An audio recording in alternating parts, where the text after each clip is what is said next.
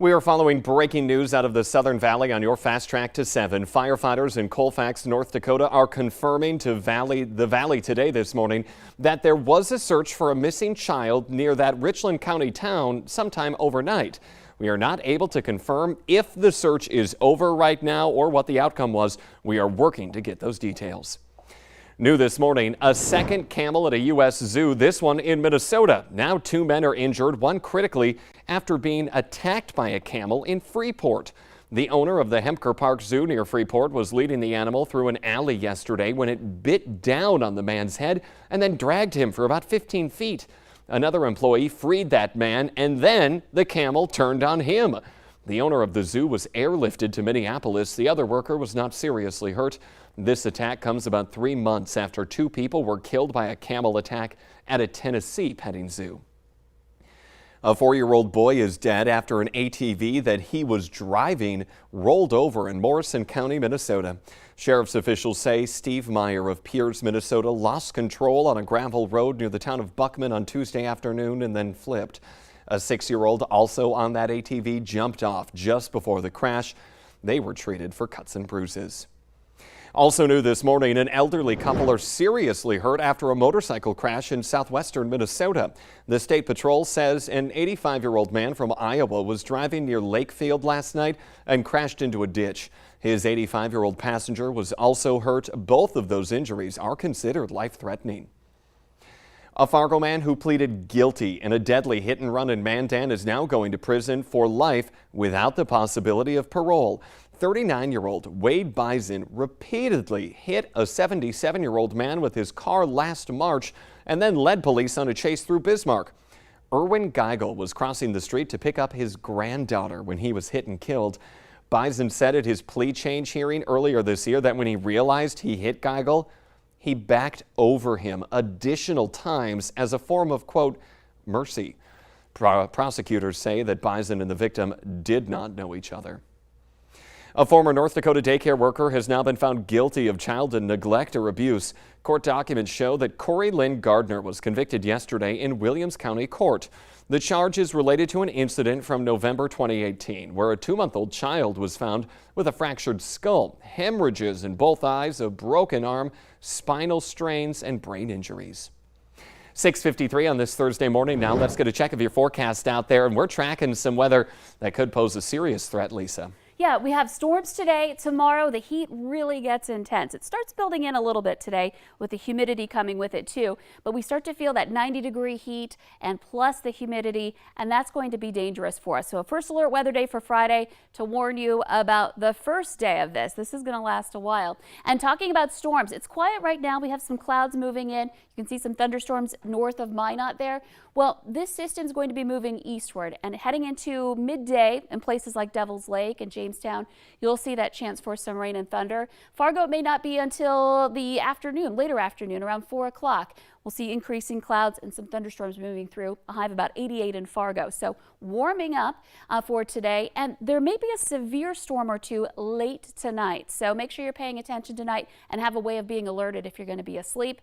And then here comes the heat again. 90s coming our way for the rest of the week. Be ready.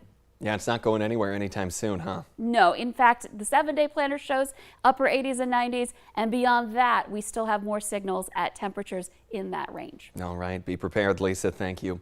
A North Dakota farmer spots a missing 18-year-old 17 miles from where she disappeared. The Grand Forks County Sheriff says that Haley Sullivan was found yesterday afternoon after walking away from a campground on the Grand Forks Air Force Base the night before. The sheriff says she took off on foot sometime between Monday night and Tuesday morning, climbing a fence. She was found on a farm in Gilby. Some people think we can do it all. We know we can't. And when we have people that know the area and know their way around and where to look, it is just substantial resource for us. And that's what helps us get this outcome. I mean, if it wasn't for that farmer in that field, we don't know when we would have been able to find her. Sullivan was checked out by doctors and then reunited with her family. The family of the man killed in an officer-involved shooting in South Fargo on Friday had the chance to ask the state attorney general questions about the investigation. Fargo Mayor Tim Mahoney says he invited Shane Netterville's brothers to meet with Drew Wrigley and the Fargo police chief. Mahoney says last Friday's events were a tragedy for the entire Fargo community. A young man's family is grieving an immeasurable loss of a cherished family member. The mayor also says that police officer Adam O'Brien and his family are coping with the traumatic event and the lasting impact that it will have on both families involved. Several people are hurt after someone lit a large firework and then tossed it inside a movie theater in Eagan, Minnesota. It happened Tuesday night. Police are still looking for that suspect.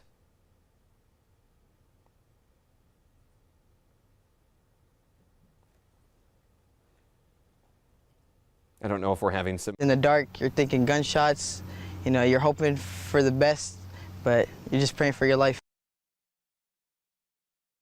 The incident comes just days after last week's chaotic 4th of July night in Minneapolis, where people were shooting off fireworks in the streets for hours. Retention ponds in West Fargo may be enticing for recreational use, but the West Fargo Fire Department says that is not what they're meant for. They say the water quality is bad. They're filled with oil, pesticides, and other chemicals that can come from street runoff. There are also pumps in the pond that can create a current. There's giant culverts with big grates in front of them, and that's in case something or someone actually gets in the pond and gets sucked up against that grate from that pump pulling. If someone gets caught in a retention pond, call 911 right away. And if you're not a certified lifeguard, do not go in after them. Instead, throw a rope or use a pole to pull that person to shore. High heat is moving back into the valley, as Lisa's mentioned, and parents especially need to stay aware of their children's health. Heat stroke is common in children because they heat up 3 to 5 times faster than adults. Symptoms include redness, high temperature, dizziness, and fainting. So I would just recommend for families to seek shade if you're able to, making sure you're wearing cool, light clothing, and staying hydrated as well. And frequently checking to make sure your child's not getting too hot, that they're not showing signs of heat stroke related injury or illness. If you do notice any symptoms, you need to call 911 or find a medical professional right away. One of Fargo's biggest events is just hours away from starting. It's the street fair. This is a live look at downtown right along Broadway. 150,000 people are expected this weekend. There's shopping, fair food, entertainment, a whole lot more. It's today through Saturday. Hours are 10 a.m. to 9 p.m. today and tomorrow, and then 10 to 5 on Saturday. Some streets are closed for the street fair. That includes Broadway from Main to 7th Avenue North, and also half blocks are closed on NP, 2nd, and 6th Avenues. And a reminder, Link FM is offering free bus rides from the Moorhead Center Mall. They'll go from 9:30 a.m. to 9:30 p.m. each day. There will be 3 buses picking people up and dropping them off just about every 5 to 10 minutes. It was the last thing they ever expected to go missing. A thief in Texas swiped the planks from bleachers at a city park.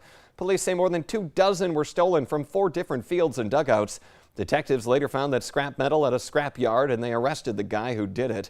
The county is now in the process of replacing those aluminum planks. The price, about $10,000.